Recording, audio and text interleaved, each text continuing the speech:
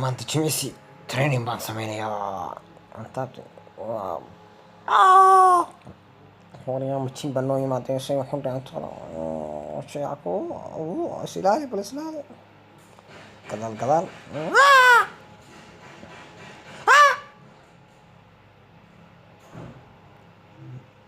gadaal gadaal gadaal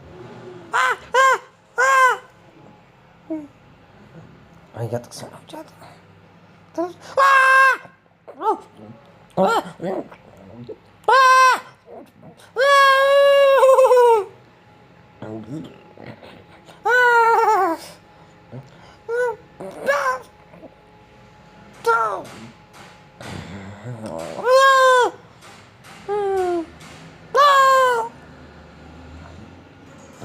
haddaan markan ka jirana weliba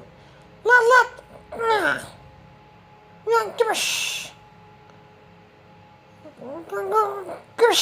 kun gabash to buu naga dawriya arle horta jeesta ka jariya wala